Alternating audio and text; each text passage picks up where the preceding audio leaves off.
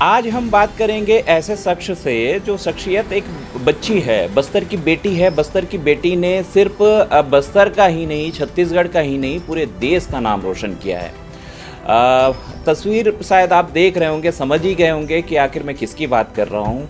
बच्ची का नाम पलक नाग है, जिन्होंने हाल ही में जो कि बात की जाए तो हिंदुस्तान के हिस्से में एक सिल्वर पदक जो कि जीत करके लेकर आया है और साथ ही साथ पूरे बस्तर, छत्तीसगढ़ और पूरे हिंदुस्तान का नाम रोशन किया है। ऐसे में बात करने की कोशिश करते हैं कि पूरी जर्नी में उस बच्ची ने क्या कुछ देखा, क्या कुछ उसका जो स्ट्रगल था, और साथ ही साथ बात की जाए तो परिवार का किस तरीके से मदद रहा और जो सपोर्ट रहा, ये सारी चीज़ों पर हम बात करेंगे। नमस्कार, मैं शंकर हूँ और आप बस्तर साइड देख रहे हैं। बस्तर साइड में आज हम बात करेंगे उस ऐसे टैलेंट की, जिस टैलेंट ने जो कि बात की जाए तो बेटी को एक अलग पहचान दिया। उस टैलेंट की बात करते हैं, एक बेटी का मान सम्मान और साथ ही साथ एक नज़रिया जो कि बदल गया, और जो कि बस्तर की जो छवि है एक तरीके से नक्सल मामलों में पहचाना जाता था, लेकिन अब उसकी जो छवि है धीरे धीरे से बदल रही है। और अब शिक्षा और साथ ही साथ डॉक्टर या ऐसे तमाम बात की जाए तो स्पोर्ट में भी लोग आगे आ रहे हैं, और बच्चे के जो ऐसे टैलेंट हैं, जो प्रतिभावान जो छात्र हैं वो आगे आ रहे हैं। उनमें से एक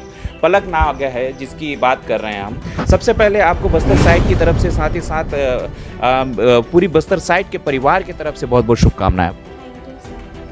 बेटा, आप मुझे थोड़ा सा शुरुआत से ही बताइएगा कि जिस तरीके से जो जर्नी स्टार्ट करने के दौरान बहुत सारी चीज़ें हैं, उतार चढ़ाव तो रहता ही है, लेकिन इस जो आपका जो ड्रीम था, ये ड्रीम सेट कैसे हुआ और क्या मकसद था, और किन चीज़ों के साथ, किन परिस्थितियों के साथ आप इस पूरे जर्नी को सफ़र किए हैं? तो पूरी तरीके से अगर बात की जाए तो इस पूरी जर्नी को हम अपने दर्शक सुनना चाहेंगे, हमारे दर्शक जो परिवार हैं वो सुनना चाहेंगे। आप पूरी जर्नी को बताइएगा। मैं जब 6 सालों से कराटे कर रही हूँ, और मेरी जो कोच है वो बोले थे कि एक बार MMA के स्ट्रेट जाकर देखो, क्यों मार्शल आर्ट ही है तो उसको देखो, जाके सीखने को मिलेगा। क्यों नया मार्शल आर्ट में, पर वो नया गेम स्टाइल है। Martial art, mix martial art में सारे गेम का होता है, क्योंकि पूरे मार्शल आर्ट इंक्लूड रहते हैं। तो मैं इसलिए स्टेट जाकर देखी और मेरे को वहाँ से बहुत ज़्यादा इंटरेस्ट आया MMA पे। फिर मैं उस पर सेमिनार भी अटेंड की थी नेशनल से पहले, कि नेशनल में अच्छा परफॉर्म कर पाऊँ। तो उससे मेरा इस MMA में इंटरेस्ट बहुत आ गया गेम पे। तो मैं वैसे जर्नी स्टार्ट हुआ। तो मैं कराटे वाली थी तो मेरे को थोड़ा उतना डिफ़िकल्ट नहीं आया, पर उसमें जैसे मिक्स मार्शल आर्ट में रेसलिंग वगैरह भी होता है, ग्राउंड गेम, तो उसमें डिफ़िकल्टीज़ आती थी। तो मैं उसके लिए रायपुर में गई थी कोचिंग, मतलब ट्रेनिंग लेने 1 महीने के लिए। तो उससे मेरे को बहुत ज़्यादा इम्प्रूवमेंट आया गेम पे, और उसके कारण मैं वहाँ पे अच्छे से परफॉर्म कर पाई दुबई पे। देखिए, अगर बात की जाए कराटे की तो इस कराटे, मतलब आपके मन में कराटा ही क्यों आया? मतलब कैसे इस कराटे को लेकर के थोड़ा सा बताएंगे लोगों को। कराटे में पर ऐसे ही जब मैं 5th स्टैंडर्ड में थी तब ज्वाइन की थी। स्कूल में देखी थी करते थे, तो उससे बहुत ज़्यादा इंटरेस्ट आया कि मेरे को भी करना है, पर मैं नहीं सोची थी इतने आगे तक जाऊंगी। मैं सिर्फ ऐसे ही ज्वाइन की थी टाइम पास टाइप के लिए। पर फिर उसके बाद जब मैं करते गई तो बहुत अच्छा लगा, और कोच से बहुत ज़्यादा सपोर्ट मिला, मोटिवेशन मिला, और वो हमेशा मोटिवेट करते रहे। तो उससे धीरे धीरे बहुत ज़्यादा इंटरेस्ट आते गया। तो बात की जाए तो जिस तरीके से इस पूरे सफ़र में, जैसे मिक्स मार्शल आर्ट, जैसे कि आपने नेशनल भी मेरे ख्याल से खेला है, नेशनल में भी आपने गोल्ड लाया। जी, मैं नेशनल में भी गोल्ड आई, जो मई में हुआ था एमपी नीमच में, तो उसमें मैं गोल्ड आई। उससे पहले मैं सेमिनार अटेंड की थी एमएमए का, उसमें मुझे बहुत कुछ सीखने को मिला था, तो उससे मैं वहाँ पे जाके बहुत अच्छा परफॉर्म किए थे। तो ये जो अंडर 18 का जो था, जिस तरीके से ये कैसे मतलब जानकारी मिला था, और अंडर 18 के लिए क्या कुछ नियम होते हैं जिस तरीके से, वो थोड़ा सा अपने दर्शकों को बताएंगे। जानकारी तो अपने कोच से ही मिला था, और भिलाई के सर है सेंसाई नितिन सर, उनसे मिला था। और अंडर 18 में फेस अलाउ नहीं होता है, फेस में हम अटैक नहीं कर सकते, बाकी सब जगह कर सकते हैं, और जॉइंट्स वगैरह में अटैक नहीं कर सकते, बाकी सब मार सकते हैं। तो जैसे कि अंडर 18 में कोच का तो सपोर्ट मिला ही, घर वालों का किस तरीके से सपोर्ट था? अगर बात की जाए तो आर्थिक रूप से, और जो सपोर्ट करना है किस तरीके का सपोर्ट रहा, और ये पूरे सपोर्ट में बात की जाए तो क्या कुछ परेशानियां हुई है आपको? बहुत परेशानियां हुई जब पता चला कि वहाँ जाने के लिए एक्सपेंस 2 लाख है, तो पहले सोचे नहीं थे कि उतना हो जाएगा। पर मैं जब स्टेट खेलने गई थी तो सर ने बोला था कि जब मतलब बस तुम प्रैक्टिस करते रहो, ट्रेन होते रहो, अगर जाने का होगा तो तुम चले ही जाओगे। तो मैं वही सोचती रही कि मैं ट्रेन करती हूँ, अगर जाने का लिखा होगा तो मैं जाऊँगी और मेडल भी लाऊँगी। और घर से बहुत सपोर्ट मिला, मम्मी पापा कभी मना नहीं करते हैं मुझे, जहाँ भी खेलने जाना हो वहाँ पे मेरे को जाने देते हैं, हमेशा सपोर्ट करते हैं। और अभी भी जब इतना ज़्यादा था, फाइनेंशियल प्रॉब्लम हो रहा था, तब भी पापा मम्मी सब ने बहुत सपोर्ट किया। तो फाइनेंशियल के साथ ही साथ अगर बात की जाए तो आप वहाँ तक पहुँचने के बाद से जो चीज़ें हैं, सबसे पहले मुकाबला किन के साथ हुआ था, और कैसे मतलब जो सिल्वर पदक जो है हमें मिला, और साथ ही गोल्ड के लिए कुछ ही कदम हम दूर रह गए थे, उसके बारे में थोड़ा सा बताएंगे। मेरा फर्स्ट बाउट साउथ अफ्रीका के साथ हुआ था, क्वार्टर फाइनल, फिर उसके बाद मैं उससे जीती थी। फिर उसके बाद मेरा सेमीफाइनल रोमानिया के साथ हुआ था, फिर उससे मैं जीतकर फाइनल्स में पहुंची थी। फाइनल्स में मेरा फाइट यूएसए अमेरिका के साथ हुआ था, उससे मैं बस 1 पॉइंट से रह गई थी पीछे, तो मैं वो आगे नहीं करूँगी। मतलब कुछ गलती हुई थी जो फाइट में, नर्वस हो गई थी फाइनल से करके, तो वो सब के कारण थोड़ा गोल्ड रह गया। देखिए, जैसे कि अंडर 18 में सेलेक्ट होने के साथ ही साथ कुछ वेट के नियम होते हैं, ऐसे में वेट लॉस करना एक तरीके से चैलेंजिंग भी रहा है, मैंने देखा कुछ इंटरव्यू में आपके। जी, मेरा एक्चुअल वेट बॉडी वेट 87 था टूर्नामेंट में पार्टिसिपेट करने से पहले, पर मैं उससे मेरा वेट कैटेगरी 77 में डाले थे, वेल्टर वेट जो बोलते हैं, तो मैं उसमें थी। तो फिर उससे मेरा वेट कैटेगरी चेंज कर दिया गया और 70 केजी में डाले, तो मेरे को 1 महीने में 14 से 15 केजी वेट लॉस करना पड़ा। तो वो बहुत ज़्यादा डिफ़िकल्ट था, चैलेंजिंग भी था, लगा बहुत ज़्यादा। सब उसमें भी बहुत सारे ने डिमोटिवेट किया था कि 1 महीने में इतना वेट कैसे चेंज कर सकते हो, नहीं होता है कम करने ऐसे वैसे, पर मैं करी। मतलब जो डिमोटिवेट को ही आपने चैलेंजिंग ले लिया। जी, और वहाँ पे भी सर ने बहुत सपोर्ट किया, हमेशा वो मोटिवेट करते रहे, रायपुर में सौरभ सर ने, तो उन सब से बहुत फ़ायदा हुआ। बेटा देखिए, समाज में जिस तरीके से बच्ची बेटी को लेकर के एक तरीके से मानसिक अलग तरीके का रहता है, कि जो अंदरूनी इलाकों में खास करके बात की जाए तो एक तरीके से बेटी को लेकर के एक समाज में अलग धारणाएं बनी हुई है, आप उसको लेकर के क्या कहेंगे, और आज के युवाओं को लेकर के क्या कहेंगे, जो उनके जो ड्रीम होते हैं, और साथ ही साथ जो मेन अगर बात की जाए तो बेटियों को लेकर के क्या कहेंगे, उन परिवार को क्या कहेंगे, उन परिजनों को क्या कहेंगे, समाज को क्या कहेंगे? मैं बस ये बोलूँगी, जैसे मेरे मम्मी पापा ने मुझे हमेशा सपोर्ट किया, वैसे ही सारे बच्चियों को सपोर्ट मिले कि वो अपने ड्रीम अचीव कर पाएँ, जैसे मैं की, और वैसे जो भी उनका ड्रीम हो वो बहुत आगे जाए उसमें और पूरा अचीव कर पाएँ। बेटियों को लेकर के क्या कहेंगे? बेटियाँ किसी से कम नहीं होती, वो अगर चाहें तो वो कुछ भी कर सकती, बस उनको सपोर्ट मिलना चाहिए। ये तो आपका जिस तरीके से देखा जाए तो एक तरीके का सफ़र था, है ना, और आने वाले दिनों में बात की जाए तो क्या कुछ आपने सेट किया है? गोल्ड तो आएगा ही, इसलिए क्योंकि आप तो मेहनत कर ही रहे हैं, तो ऐसे में क्या कुछ आगे का पूरा प्लान सेट किया है आपने?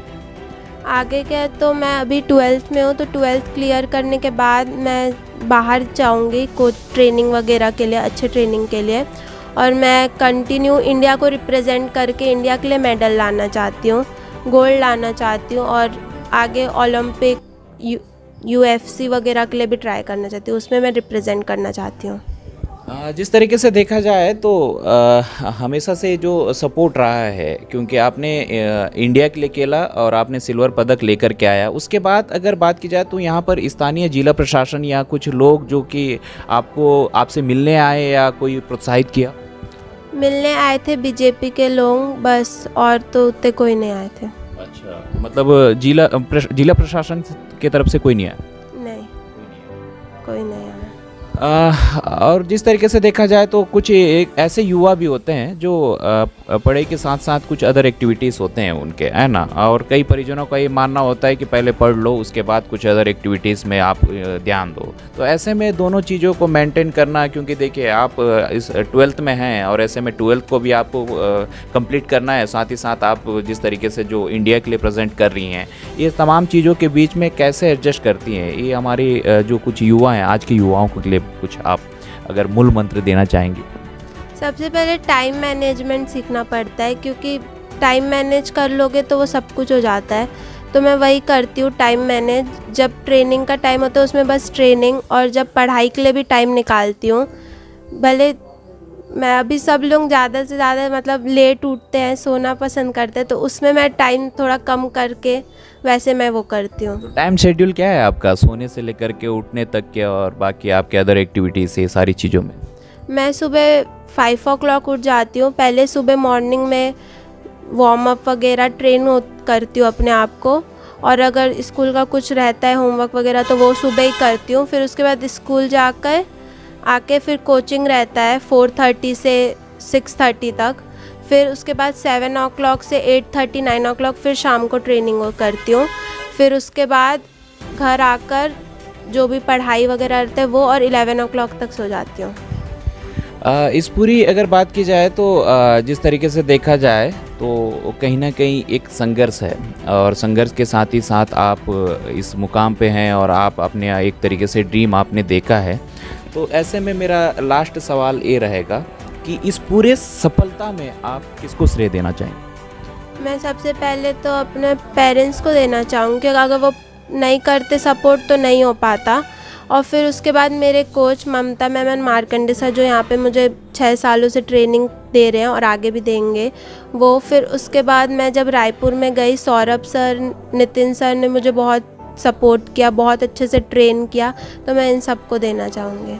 अगर बात की जाए तो जो सरकार हो, इस तरीके से चीज़ों में जो संसाधन होते हैं, अगर उस पर ध्यान दिया जाए तो मेरे ख्याल से बहुत से ऐसे प्रतिभावान छात्र हैं जो आपके जैसे हैं, या आपको जैसे सपोर्ट मिलेगा तो बहुत कुछ कर सकते हैं। हाँ, मैं बोलना चाहूँगी बस्तर उतना डेवलप नहीं है स्पोर्ट्स वगैरह में, तो मैं चाहती हूँ स्पोर्ट्स के उसमें डेवलप हो, हमें और इक्विपमेंट्स मिले कि हम अच्छे से प्रैक्टिस कर पाएँ और आगे जाए। और मेरे जैसे और भी जितने हैं प्लेयर्स जिनको आगे जाना है, रिप्रेजेंट करना है इंडिया को, वो कर पाएँ। तो वो जस्ट सिर्फ गवर्नमेंट कर सकती है। बहुत बहुत शुभकामनाएं पलक, जिस तरीके से आपने इंडिया के लिए प्रेजेंट किया और सिल्वर पदक लेकर के आया, पूरा बस्तर ही नहीं पूरे भारत का नाम आपने रोशन किया है। ऐसे में आपको उज्जवल भविष्य के लिए शुभकामनाएं। साथ ही साथ हमारा पूरा परिवार आपके साथ है, और आप आगे ऐसे ही निरंतर बढ़ते रहिएगा और आप अपने गोल सेट कीजिएगा और इंडिया के लिए तो गोल्ड लाइएगा।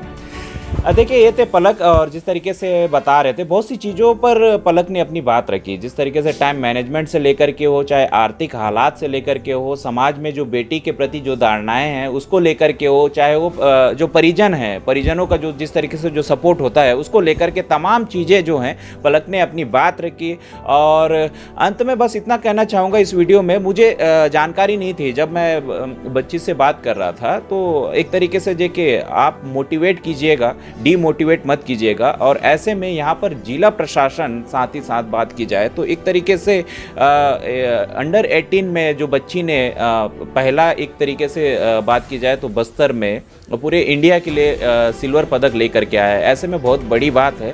मुझे लगता है कि मुझे ऐसा लगा कि जिला प्रशासन को एक तरीके से इन्हें प्रोत्साहित किया जाना था, या इन्हें कॉल किया जाना था, या इन्हें बुलाया जाना था, इनका सम्मान किया जाना था। मुझे इस बात का दुख है, और अगर लगता है कि इस तरीके की चीज़ों को लेकर के अगर हम प्रोत्साहित करें, मोटिवेट करें, तो हो सकता है बहुत से ऐसे प्रतिभावान छात्र हैं जो आगे बढ़ेंगे। हालांकि पलक किसी इस तरीके की चीज़ों के लिए तो हालांकि वो बिल्कुल भी नर्वस नहीं है। वो उनका साफ तौर पर कहना है कि परिवार उनके साथ है, वो उनकी जो मेहनत है उनके साथ है। कुल मिलाकर के अंत में बस इतना ही कहना चाहूँगा, अगर इंसान इतना संघर्ष कर ले, संघर्ष की जो क्षमता है वो अगर बढ़ा ले तो सफलता तय है। ये थी पलक नाग, जो कि पूरी तरीके से बात की जाए तो पूरे गेम को लेकर के, अपनी पूरी जर्नी को लेकर के आपको बता रही थी। मुझे लगा कि इस कहानी को बताना चाहिए, मुझे लगा कि बस्तर की बेटी की सफलता के बारे में बताना चाहिए। मुझको लगा कि इस बेटी के परिजनों के साथ ही साथ इनके आर्थिक हालात के बारे में बताना चाहिए। मुझे लगा कि इस पूरे जर्नी में बच्ची ने जो स्ट्रगल किया है, इस पूरे जर्नी में बच्ची ने जिस तरीके से जो एक गोल सेट किया है, इसके बारे में बताना चाहिए। तो आप इस वीडियो को देखिएगा और इस वीडियो को ज़्यादा से ज़्यादा शेयर कीजिएगा, ताकि आने वाले दिनों में और भी बच्चे हैं इस वीडियो से मोटिवेट हो सके, पलक से मोटिवेट हो सके, पलक के बारे में जान सके, पलक ने जिस तरीके से जो सफ़र तय किया इस सफ़र के बारे में और भी लोगों को जानकारी मिल सके। इस तरीके की चीज़ों को ज़्यादा से ज़्यादा शेयर कीजिए।